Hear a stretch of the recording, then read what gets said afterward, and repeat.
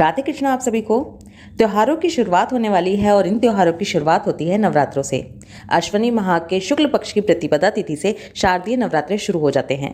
हर साल में 4 बार नवरात्रे आते हैं, जिसमें 2 गुप्त नवरात्रे होते हैं, एक चैत्र नवरात्रे होते हैं और ये शारदीय नवरात्रे हैं। शारदीय नवरात्रों का हमारे शास्त्रों में हिंदू धर्म में बहुत ही अधिक महत्व बताया गया है और इन 9 दिनों में माँ दुर्गा के 9 स्वरूपों की पूजा की जाती है। इस बार ये नवरात्रे 22 सितंबर से शुरू होंगे, जो कि 1 अक्टूबर तक चलेंगे। 2 अक्टूबर को दशहरा मनाया जाएगा। इस बार के नवरात्रे पूरे 10 दिन के होने वाले हैं। माँ दुर्गा की विधि विधान के साथ पूजा की जाती है। ऐसी मान्यता है कि इन 9 दिनों में भक्तों के ऊपर कृपा करने के लिए माँ धरती पर ही रहती हैं।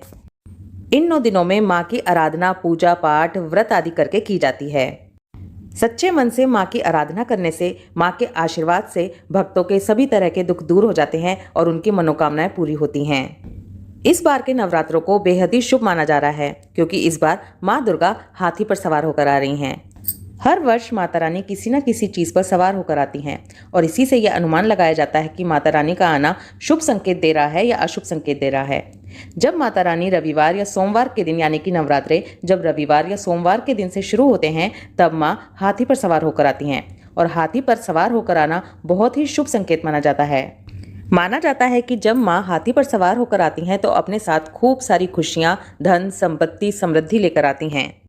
हमारे शास्त्रों में हाथी को ज्ञान और समृद्धि का प्रतीक माना जाता है। माँ के हाथी पर सवार होकर आने से देश में समृद्धि आएगी और ज्ञान का भी विकास होगा, यानी कि हमारा देश आर्थिक दृष्टि से तरक्की भी करेगा। माँ दुर्गा घोड़ा, भैंस, हाथी, नाव, डोली इन सब चीज़ों पर सवार होकर आती हैं, जिनमें से माँ का नाव पर और हाथी पर आना शुभ संकेत माना जाता है। माँ दुर्गा के पहले दिन पूजा की तैयारी करते समय कलश स्थापना की जाती है, जिसे कलश स्थापना या घट स्थापना कहते हैं। कलश स्थापना करना बहुत ही शुभ माना गया है।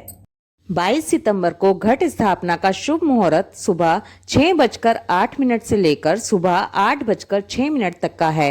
इसके अलावा आप अभिजीत मुहूर्त में घट स्थापना कर सकते हैं, जिसका समय सुबह 11:50 से लेकर दोपहर 12:38 तक का है।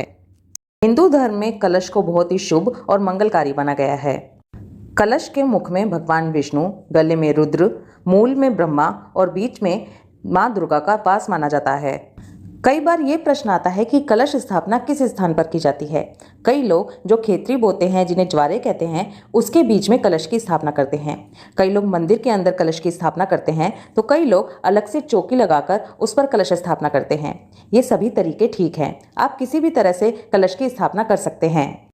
कलश लेते समय ये ध्यान रखें कि आप अगर मिट्टी या तांबे का कलश लेते हैं तो वो बहुत अधिक शुभ होता है। अगर आप मिट्टी का कलश ले रहे हैं तो उसे कई घंटों के लिए पूजा से पहले ही पानी में डुबाकर रखें, जिससे कि जो भी एक्स्ट्रा पानी मिट्टी सोखना चाहती है वो पहले से ही सोख ले। अगर आप पहले से उसे डुबाकर नहीं रखते हैं तो जब आप पूजा के लिए उसमें जल भरते हैं वो धीरे धीरे करके खत्म होता जाता है। इसके बाद पूजा की तैयारी करते समय कलश पर कलावा बांधेंगे और फिर रोली से कलश के ऊपर सुंदर सा सतिया बनाएंगे।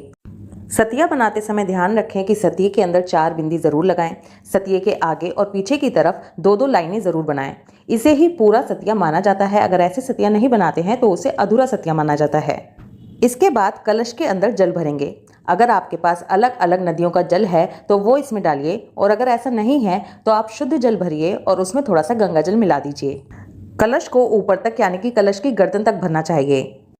अब कलश के अंदर एक सुपारी, एक हरी इलायची, एक लौंग का जोड़ा यानी कि 2 लौंग, एक बताशा और एक चांदी का सिक्का डालिए। अब कलश के अंदर आम या अशोक के पत्ते रखकर कलश को बहुत सुंदर तरीके से सजाइए। इसके लिए आपको ऐसे पत्ते लेने हैं जो कटे हुए ना हो, कीड़ों के खाए हुए ना हो। आप 5 या 7 पत्ते लेकर अपने कलश को सजाइए। अब इसके बाद कलश के ऊपर नारियल की स्थापना की जाती है। नारियल की स्थापना करते वक्त बहुत लोग कंफ्यूज रहते हैं कि किस तरह से नारियल की स्थापना करनी है। तो देखिए, सबसे पहले ये ध्यान रखें कि नारियल छिला हुआ नहीं होना चाहिए। इसके बाद नारियल के ऊपर लाल कपड़ा या चुन्नी लपेटेंगे। अगर आपके पास लाल कपड़ा या चुन्नी नहीं है तो आप केवल कलावा भी लपेट सकते हैं। लाल चुन्नी या लाल कपड़ा नारियल के ऊपर लपेटने के बाद इसके ऊपर आप कलावा लपेटेंगे। कलावे की 4 फेरे लगाएंगे और फिर कलावे को तोड़ देंगे। कलावे में आपको गांठ नहीं लगानी है। अब इसके बाद इस नारियल को हम कलश के ऊपर स्थापित करेंगे। कलश के ऊपर नारियल को स्थापित करते समय ये याद रखें कि कभी भी खड़ा किया हुआ नारियल कलश के ऊपर नहीं रखना चाहिए। नारियल का मुख अगर नीचे की तरफ यानी कि खड़ा करके नारियल को रखते हैं और नारियल का मुख कलश के अंदर की तरफ होता है तो ऐसा करने से शत्रुओं में वृद्धि होती है। वहीं कलश का मुख ऊपर की ओर रखने से रोगों में वृद्धि होती है। और नारियल का मुख अगर पूर्व दिशा की ओर हो तो इससे धन की हानि होती है। इसलिए नारियल का मुख हमेशा अपनी तरफ रखना चाहिए।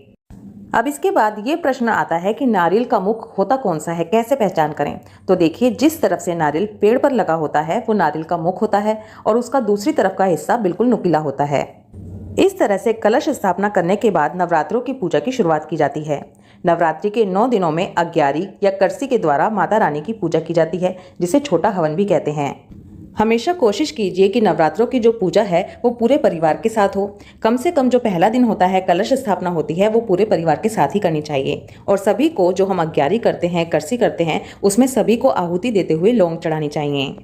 आई होप कलश स्थापना से रिलेटेड ये वीडियो आप लोगों को ज़रूर अच्छी लगेगी। वीडियो अच्छी लगे तो इसे एक लाइक कर दीजिए और ज़्यादा से ज़्यादा लोगों के साथ इसको शेयर ज़रूर कीजिए, क्योंकि छोटे छोटे से कन्फ्यूज़न सभी के मन में होते हैं। राधे कृष्णा।